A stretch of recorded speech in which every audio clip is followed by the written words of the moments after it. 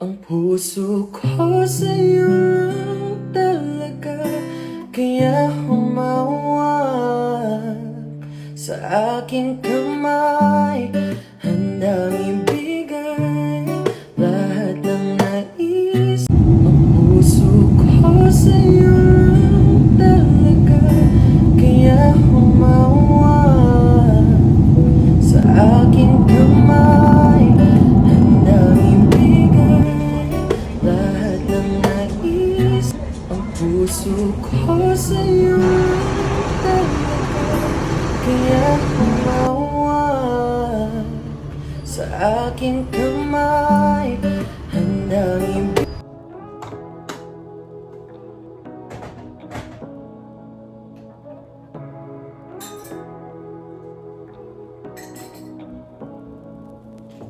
Say what you wanna say to me now. I wanna wake up with you in the morning. Show me there's nothing fake to me now. I wanna wake up with you in the morning. Say what you wanna say to me now. I wanna wake up with you in the morning. Show me there's nothing fake to me now. I wanna wake up with you in the morning. Turn this room, turn it to an ocean. Let me float around. Eyes closed, like we're dreaming even when we're not. So, nagdala ako ng swab kits ko. These swab kits are provided by the NHS to all employees. So, yes. Ooh, makes me cry and sneeze.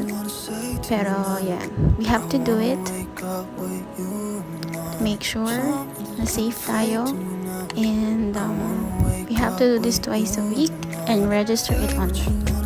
Good morning, Philippines! Hi, Mr. Sun. One line means negative. Negative, negative.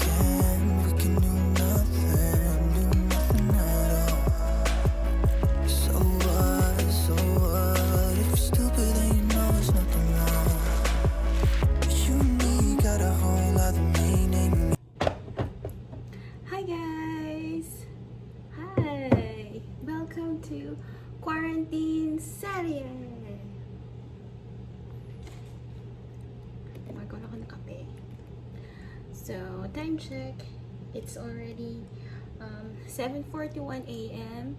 in London, and dito sa Pilipinas, it is +8 yun na lang. So, like 7, 8, 9, 10, 11, 12. Yes, time check. It's 3:41 p.m. Magbo 4 o'clock na, guys. And I'm here today in the Philippines. Yes, welcome home. So, for today's vlog, we're going to I'm going hopefully to enlighten you and tell you about my flight serie and my quarantine serie. At the moment, I'm here in Quest Hotel dito po sa Pampanga because we've used Clark International Airport. So yan, let's get to it.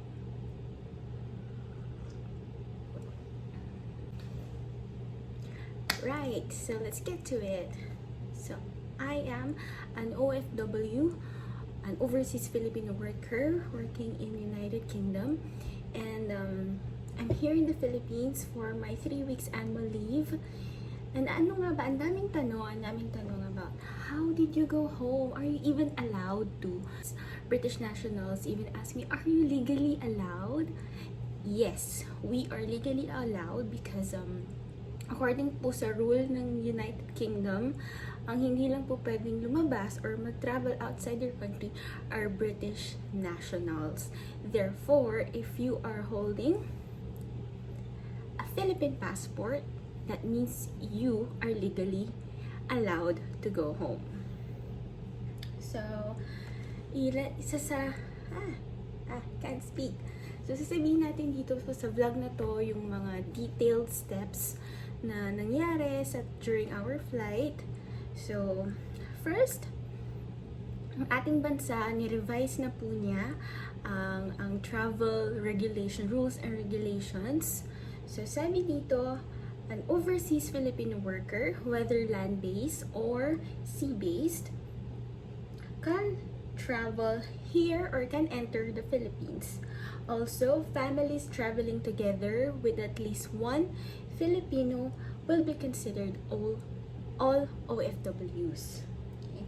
Non-OFWs returning overseas, like non-OFW students, non-OFW balikbayans, non-OFW tourists, etc., spouse and children of Filipinos, diplomats, foreign nationals, foreign officials accredited by the Philippines, and non-eligible non-Filipino or foreign citizens are allowed. In compliance with Philippine regulations, the Interagency Task Force on the Management of Emerging Infectious Diseases, or IATF-EID, has revised the arrival and quarantine protocols for passengers arriving in the Philippines. Eligible travelers are required to undergo a facility-based quarantine. Yes, we still have the facility-based quarantine. While waiting for their RT-PCR test administered on day 6. Again, administered on day 6.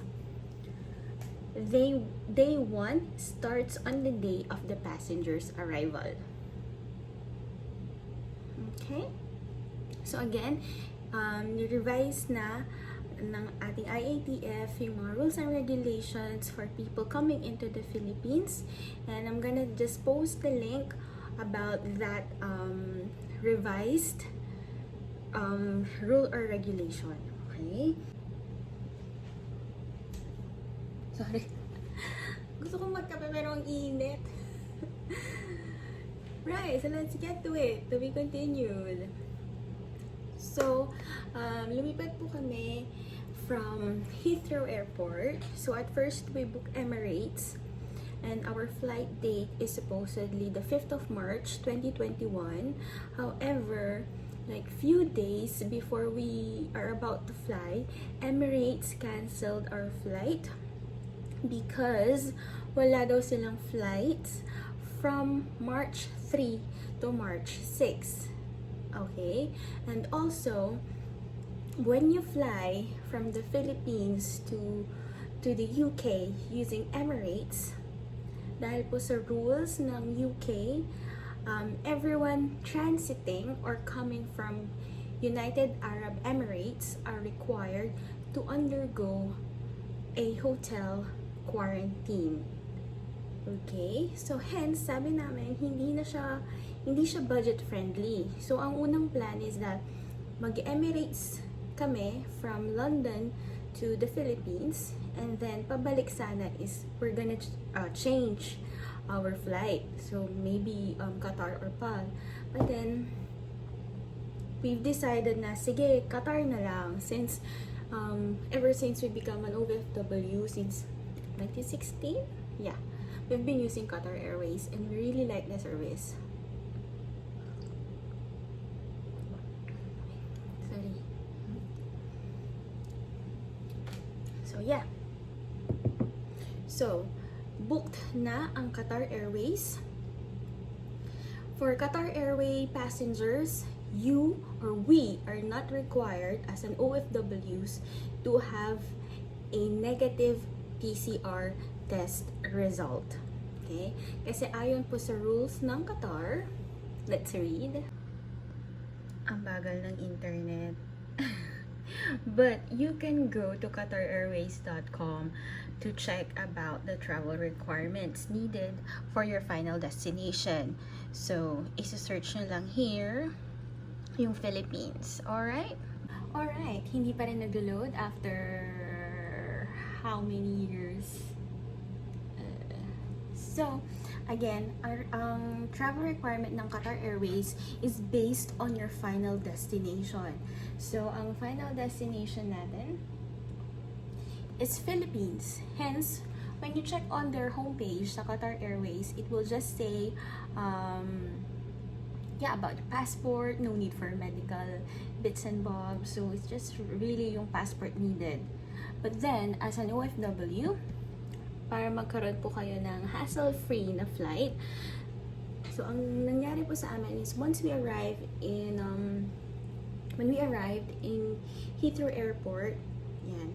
So Heathrow Airport, pumunta kami ng Terminal 5, and then in Terminal 5, so pipila ka. We've already checked in online. It's really best that you check online kasi ang haba po ng pila doon sa mga hindi pa nag-check in online. So for hassle-free flights, always remember to check in online. So iba yung pila ng mga nag-check in online, and then so it's just a short queue. So meron po silang mga attendants or staff crews na nag-check na ng documents dun sa mga taong nasa queue. So, when it's our turn to be checked, tinanong kami na if we are OFWs or not.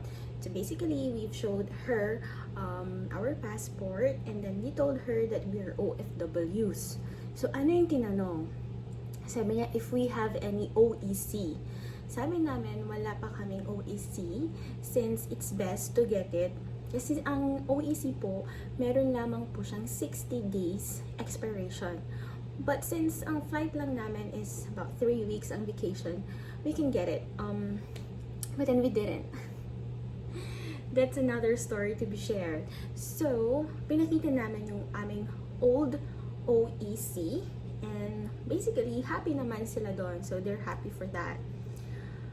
Also, kasi previously medyo mas strict sila. So we've even registered to this OWWA app. So mag-register ka sa OWWA app, and then it is renewed every 2 years. So ang nangyari, since it's our second year as an OFW here in sa UK, we paid about 2,000 pesos, and pwede siyang bayaran. Pardon me. Pwede siyang bayaran via land bank and other paying, paano ba sabihin yan? Mga paying businesses like may Cebuana, ganyan. So, 7-Eleven, pwede rin po. So, yun. Humingi na lang kami ng favor sa aming kamag-anak to pay it via land bank. So, yan. We paid. So, whenever you see the app, ito yung app na to. Okay. Nakalagay doon kung active yung membership mo.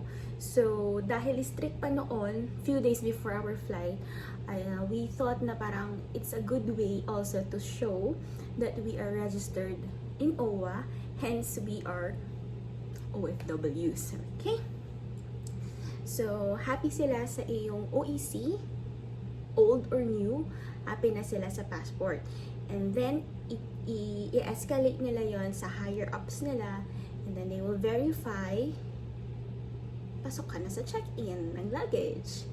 Be careful lang, marami kaming mga nakasabay na non-OFW Filipinos, and then hindi pa sila nag-book ng hotel and all that. So, again, I recommend, pag magta-travel po kayo, make sure triple or quadruple times nyo siyang i-make sure kung ano nga ba yung mga documents na kakailanganin ninyo. OEC and passport. Happy ka na. But then, we also nagprint lang kami, humingi kami sa aming HR ng COE or Certificate of Employment. We also brought our contract. Yan. So, para lang may backup ka. And also your BRP. Kukunin ko lang. So, yeah. Hindi ko siya ilalapit. Baka makita niyo yung details. So, BRP, this pink and blue card. Yan. Kasi nakalagay dito yung visa mo. So, if they're gonna ask for your visa details, just show them your BRP. Dahil nakalagay dito na tier 2 ka. And as of when is it valid? So, yung mga details mo about sa work. So, happy ka na dyan. Alright, and then, punta na sa Hamad International Airport.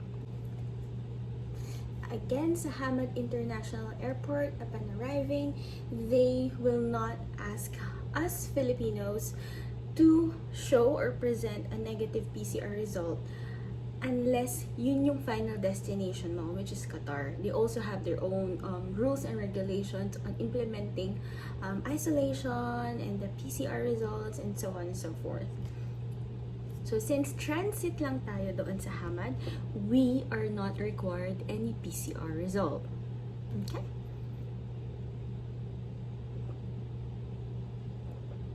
And then, magbo-board ka ulit ng flight.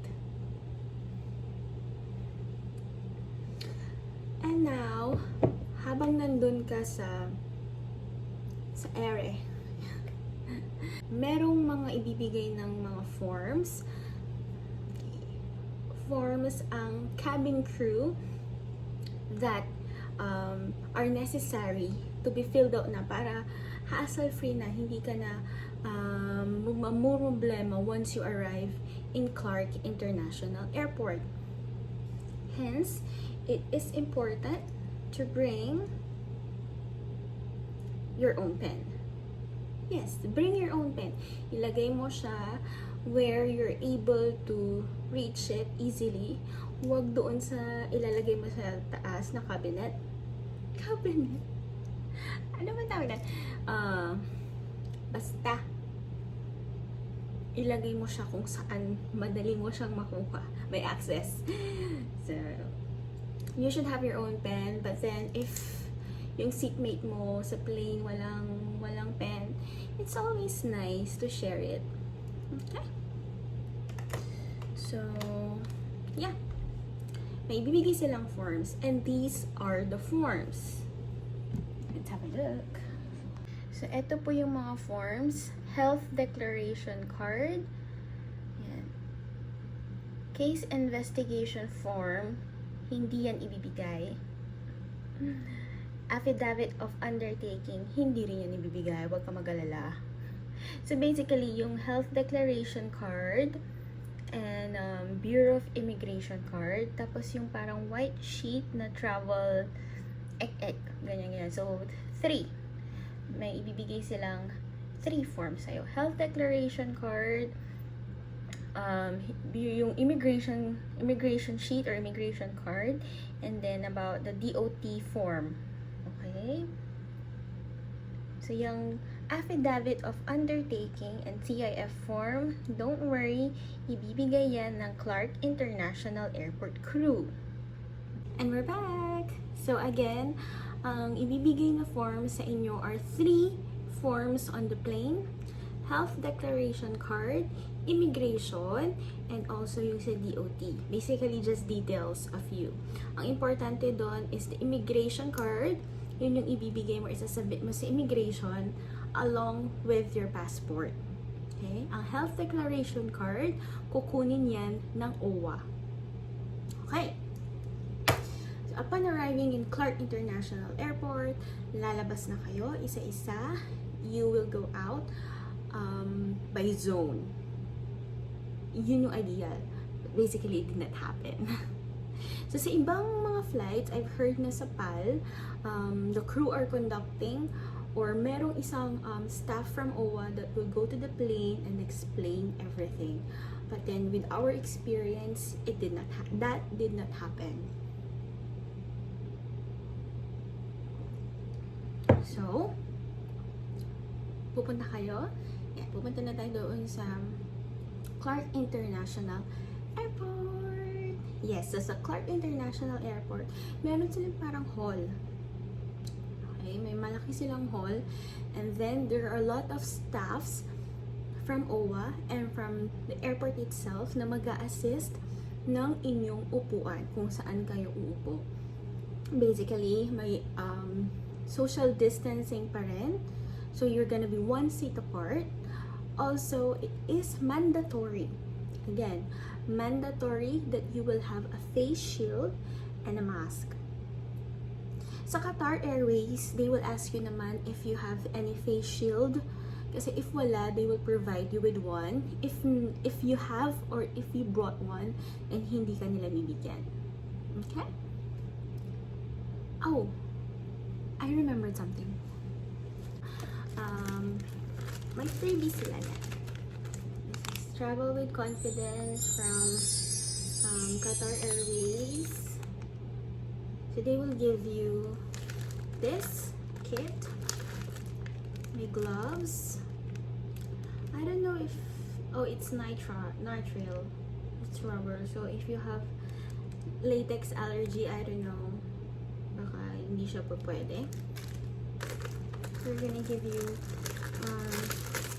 one piece of mask and a sanitizing gel. So yeah.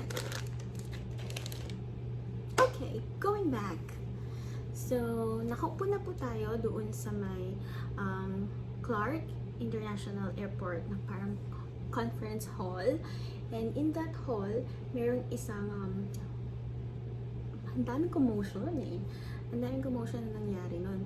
So, people are like clamoring, they're noisy, people are just standing up. I don't know. There's a lot of things happening. There's a lot of things that had happened. Tapos may mga nagbenta ng SIM, ng load. So, super noisy. And then, ayan, parang nasa classroom. So, sinabi nung OWWA, hindi tayo mag-start until everybody has been seated. We're not gonna start until everybody has sat down. So, yun. Umupo naman ng mga bata. Not following instructions. So, yan. And then there is an OWWA representative that will explain to you all the details. Yes, all details. So, kailangang makinig. Alright? So, kailangan hawak-hawak mo ang mga forms na finilapan mo na sa plane. Health declaration form, your immigration form, and then yung DOT form. It's a one sheet paper na kasing size nung mga other forms or cards. And then sabi doon, you or everybody will stay sa isang quarantine facility, and according to the explanation, you will be swabbed on the 5th day. Okay? Yung araw na dumating ka sa Pilipinas, that is day 0. So, we arrived in the Philippines on March 5. So, ang 5th day namin is 6, 7, 8, 9, 10. So, on March 10, we will be swabbed.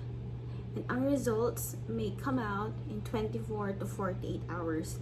So basically, mag-spend ka ng 6 to 7 days here in your quarantine facility. Okay? So again, swab on the 5th day. First day mo is yung 24 hours after you arrived. And then the results will come out the next day. Okay? Clear? Yes, and then, so ang mga, aside doon sa health declaration card, immigration card, TOT form, they're also gonna ask you of affidavit of undertaking. Yes, affidavit of undertaking. Ang affidavit of undertaking is basically just a consent form. It's like a consent form stating that you've arrived in the Philippines, you're happy to stay in a quarantine facility until you have a negative PCR test result. Yeah, so parang siyang consent. And don't panic. Pag wala ka nito, magbibigay lahat ng staffs. Okay? Okay. So again, bibigyan ka ng affidavit of undertaking. You're gonna sign that, put in your details, and tatandaan ninyo, whatever address that you put in, okay, dun sa mga forms na yun yung address na pupuntahan mo after your quarantine. whether you're gonna go right away to a resort, a hotel, yun ang ilalagay mo na address. Even if it's not your permanent address, as long as kung saan ka pupunta after your quarantine. Okay? So, affidavit of undertaking, that's one. Next is the CIF form or case investigation form. So, ito yon, case investigation form. They're gonna ask you this one para ma-swab ka. So, you need this one along with your QR code kung saan ka nag-register, diba? Remember, we have the register here in Red Cross. So, register in Red Cross. Magsisend sila ng iyong QR code that you would present for you to get swab kasama ang CIF form. Okay? Ayan, CIF form. And then, pwede mo namang i-fill up tong CIF form here in the hotel, which I haven't done it yet. Just yet. Okay, so, alam na natin, meron tayong mga three forms, tapos may dalawang forms na ibibigay ang OWWA. And then, isa-isa na kayong pupunta sa mga booth. Meron tayong tinatawag na OWWA STOP booth. So, hiwalay si OFW sa non-OFWs. Okay? So, si OFW, hawak-hawak mo na yung mga documents mo and you will go one by one sa OWWA STOP. Ano ang hinahanap sa OWWA STOP? Sa OWWA STOP, they're gonna ask you of the following. First, passport. Second, your visa or work permit. For those from United Kingdom, just show them again yung ating BRP. Number 3, affidavit. That's the affidavit of undertaking na binigay sa inyo kanina. Okay? And then, they will ask you to sign sa isang logbook. What is that logbook? Ang logbook na yon ay ang mahiwagang book kung saang hotel ka pupunta. So, nung tinawag, I've traveled with my boyfriend and nung tinawag na kami isa-isa to queue sa OWWA booth or sa OWWA stop, my boyfriend asked one of the personnels kung pwedeng magkasunod kami sa pila. And the personnel agreed. Okay? Luckily, fortunately, yun pala yung queue kung saang hotel ka pupunta. So, despite na hindi kami magkasama sa iisang room dito sa hotel because you're not allowed to. I don't know with husband and wife. I haven't checked that. But if partners, boyfriend, girlfriend, hindi pwede. Galit-galitan muna tayo. Yeah, so galit-galitan muna. Hindi kayo magkasama sa isang room.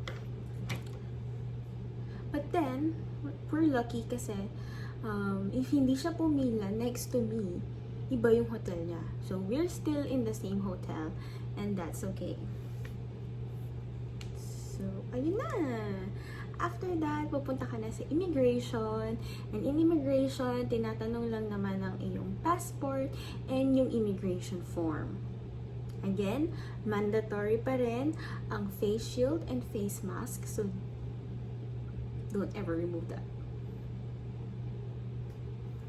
And then, after na immigration, pupunta ka na sa luggage area.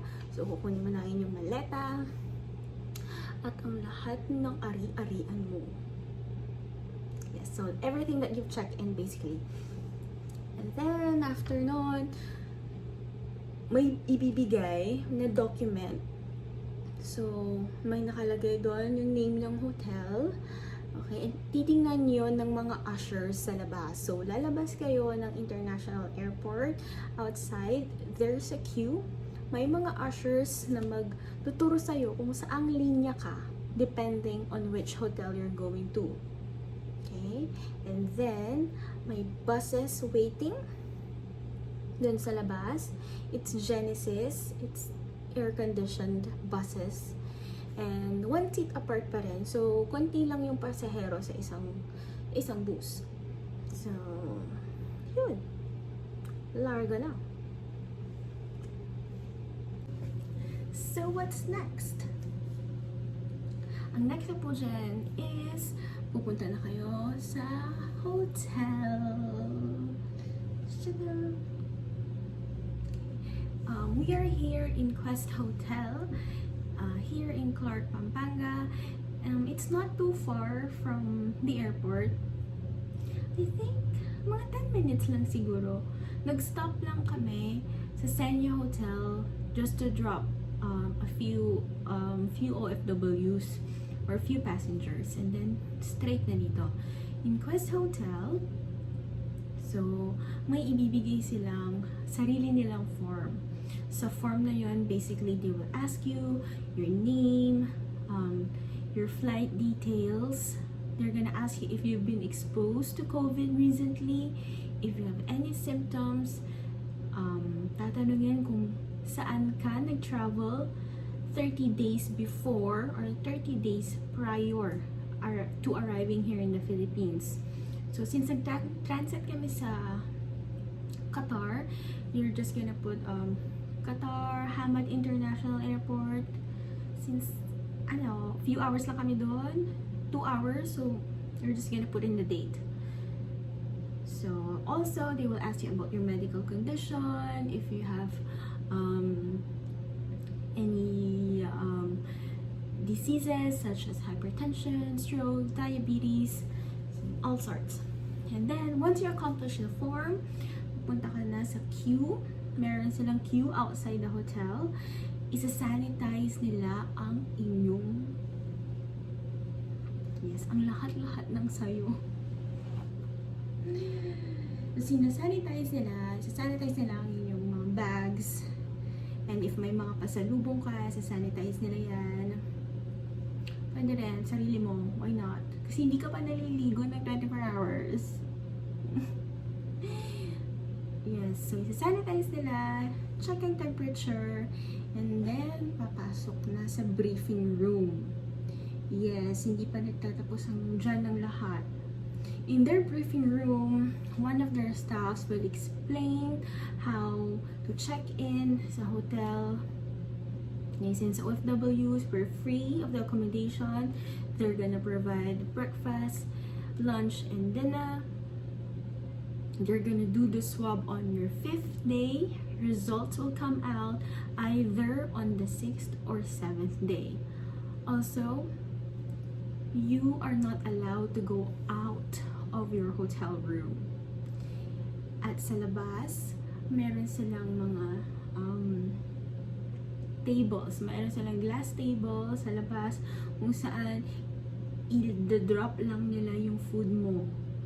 Basically, there should be no contact at all sa mga personnel nila. And then, toiletries are provided, coffee, jug of water, all provided. Okay? And then, if you have any food allergies or may mga bawal, as a Seventh-day Adventist, we are not allowed of pork and mussels. So, kailangan mo ding i-state yon. So, then, isa-isa na kayong mag-check-in. They will give you your Wi-Fi password. And, ano bang mga binigay nila? I'll get them. Let's go. Mga ibibigay. Isa na yung card mo sa room. And your Wi-Fi connection. They also have this. So it's Quest Plus. Mga rules and regulations.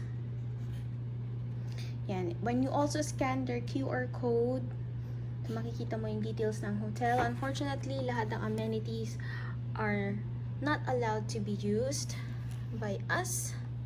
Okay? At pag nagutom, which happened to me, meron silang menu. Konti lang yung range of food nila, but and subject to 6.5 charge. May drinks, beverage, walang alcoholic, wag kang umasa. Okay? That's it. That's it. And I'm gonna tour you dito sa quarantine room, hotel. I'm gonna show you the video in a bit. And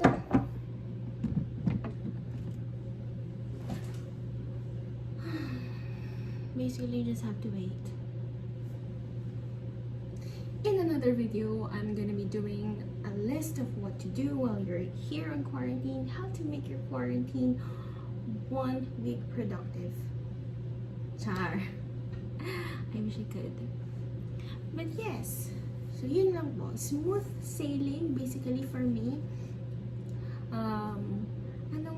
Nagpatagal, yes. Nagpatagal kasi kailangan may social distancing sa pila, and then you'll have this OWWA STOP, which wala naman noon, diba? Smooth lang. After mong lumabas ng aeroplano, immigration, tapos. But now, you just have to patiently wait. So, yun lang. Sa lahat ng mga Pilipinong uuwi, mag-ingat po tayong lahat. Follow the rules and basically just listen. Kasi may mga hindi nakikinig. For example, sabi doon, we will go out of the plane by zone. And then everybody's just standing up. No one listened. So, walang social distancing at all.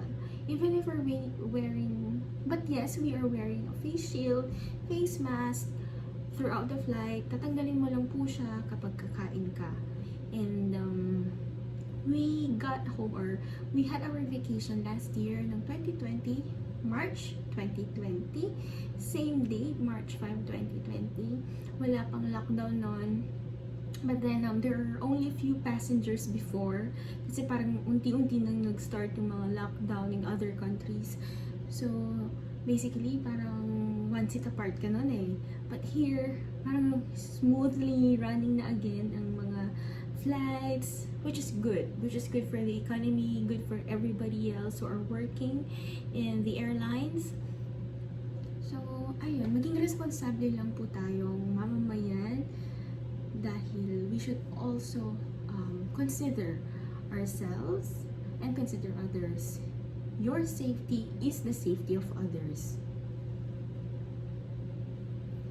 And I'm just gonna post the links of the things that I've mentioned here. I'm gonna write them all in the details. So, comment down below. Nagawa rin po tayo ng video on or about returning to the UK. And that's it. Thank you guys. Subscribe to my channel. Shout out po dun sa friend kong may vlog din, Chicky and JC. I'm gonna see you in 3 weeks time, bitches. Welcome to Quest Hotel. Yes, so this is my room for the next 6 to 7 days, guys. Dalawang bed talaga. I'm alone.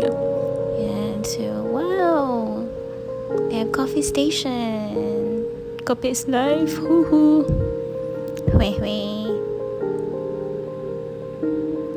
And yun, nakita niyo ba yung malaking jug of water? Perfect. So, may wardrobe. Yes, may mga hangers. Laundry services. May torch.